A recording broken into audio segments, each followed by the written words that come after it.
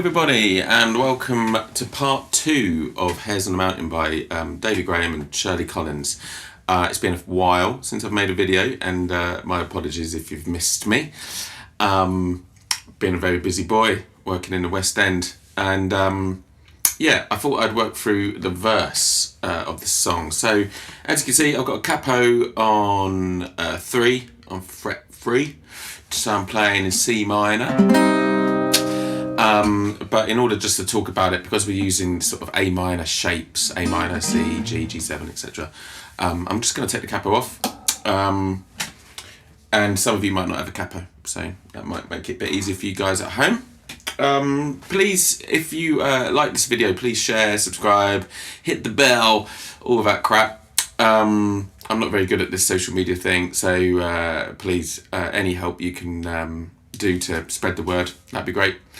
Let's get to it. So whenever I learn a song, I always just basically work out the map of the song. So this is a verse, so we're going to run through the chords. So really quite simple chords actually. It's A minor for a bar, so we go 1, 2, 3, C for a bar, 2, 3, G for like 2 beats, 1, 2, 3, G7 for a beat, and then C, 2, 3, E7, 2, 3. So we got A minor, 2, 3, C, 2, 3, G for 2, G7, C, 2, 3, E7, 2, 3.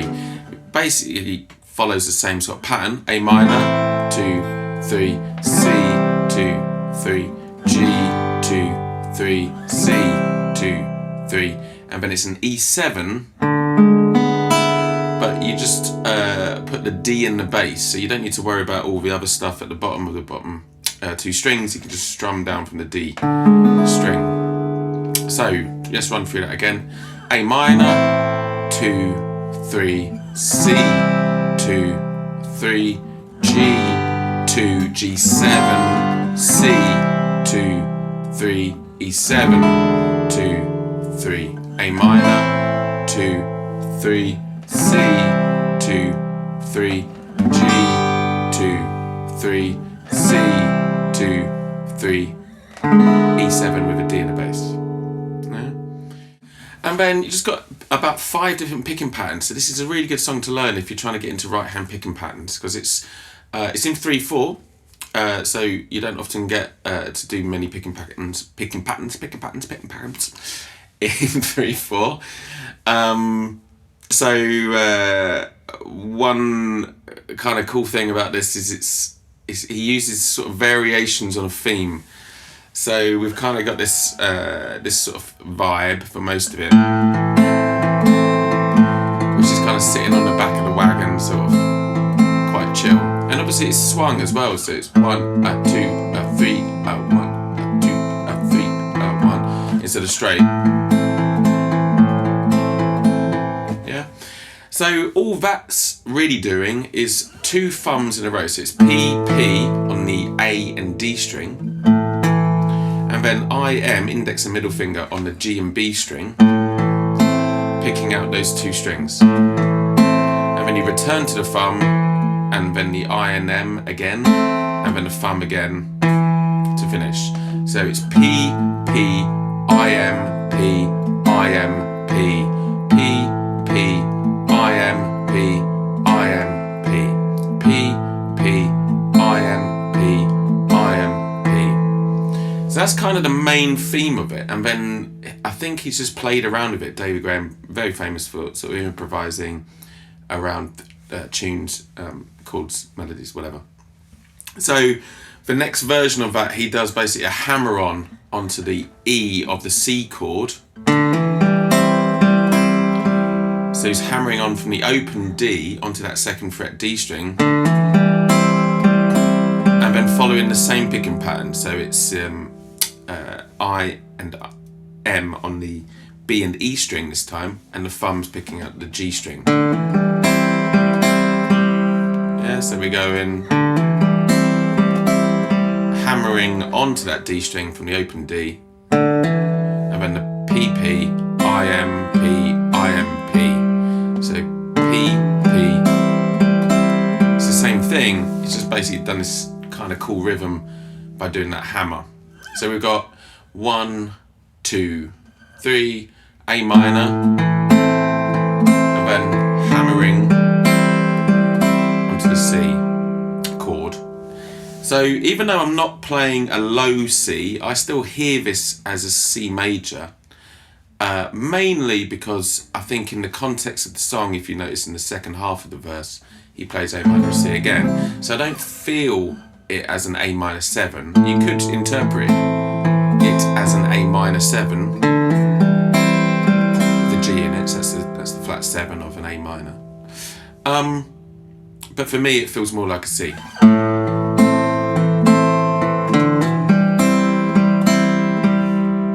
So now we're moving on to that G for 2 beats. 1, 2, 3. And it's the same picking pattern, but this time the bass is on the low E string. But instead of doing 2 Ps in a row, it sounds like to me he's doing a thumb on the low G, and then the index finger's now on the G string, and then the M and A, the anulare, meaning yearly wedding, marriage, I guess, finger. The M and A are on the B and E string. So we're going. So you're going P, I, and then M and A, and then that index, and then the M and A again. But this time going to the G7 chord, and then back to another G with the index finger. So we go 1, 2, 3, G. G7, G, G7. I'm just going to loop it a few times so you get the hang of it. So just note, I'll do this angle, G on the low E string, and then G on the G string with the index finger, middle on the B string, and the A finger, annular finger, on the E.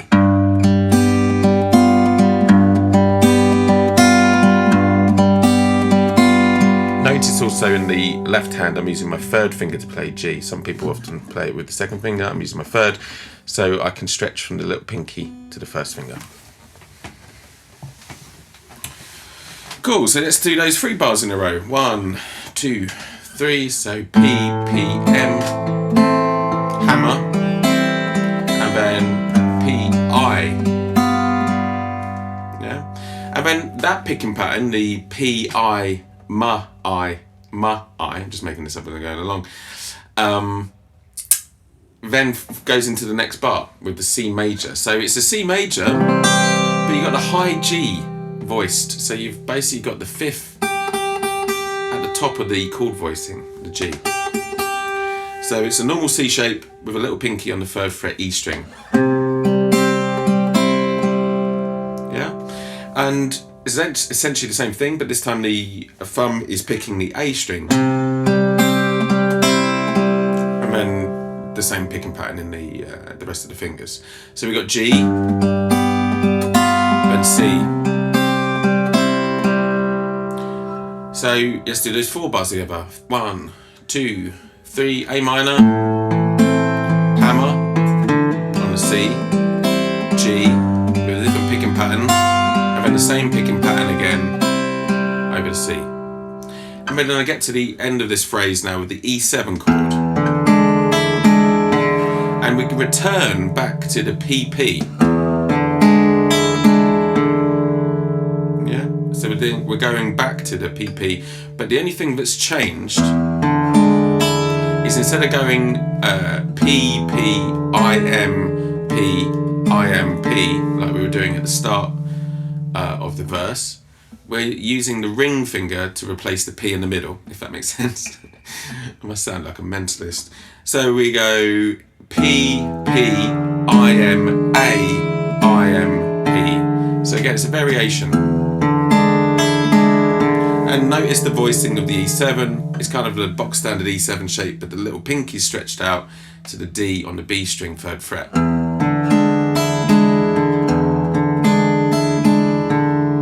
So let's do those 5 bars together. 5 bar phrase, very strange. 1, 2, 3, A minor, hammer,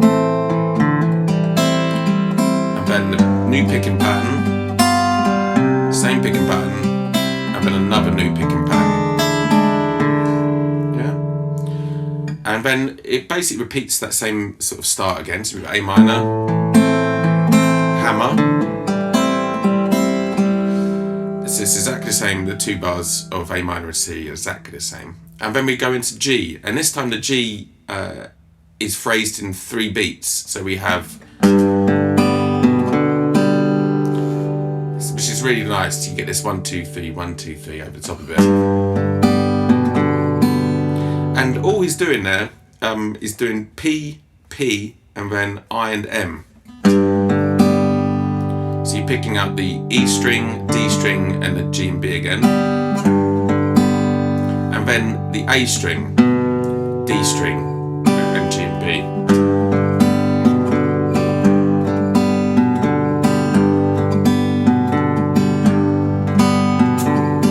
Yeah. Then we're going back to that same C phrase. So it's exactly the same as before. So we got G, C, G, C, G, C. I'll slow it down.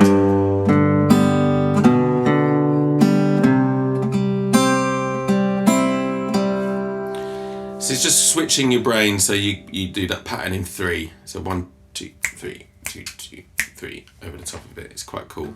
And then to finish, we've got an E7 chord. So you don't need to voice the rest of the chord. You probably should, just in case you hit the wrong string. So just normal E7 voicing, 2nd finger, 2nd fret for the A string, open D, 1st finger on G sharp on the G string. And the rest are open. And we're picking out the D, the 7. And it's kind of back to that P-I, M-I pattern.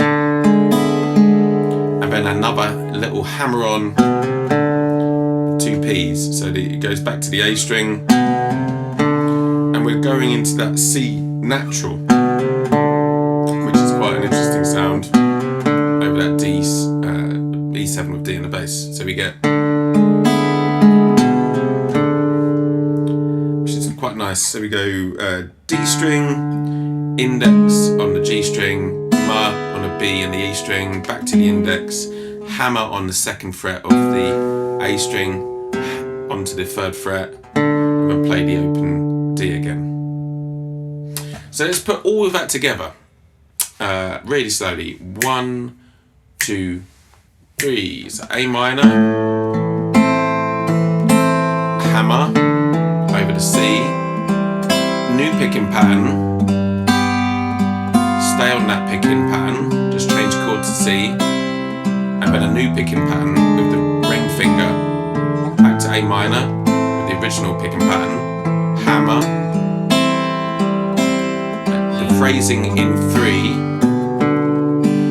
back to that C pattern, and then the E7 with the D in it. Yeah, and there you have it. So, obviously there's going to be chord boxes and things magically appearing here, so hopefully that will help a lot. There's the tab down there, and obviously you can replay the video, so you don't need me to repeat it a million times. So I'll leave it there, and then part 3 we'll look at the chorus. So stick with me, guys. Thank you very much for watching. Please like, subscribe, share, tell me what you think, how I can improve these lessons, and I'll see you soon.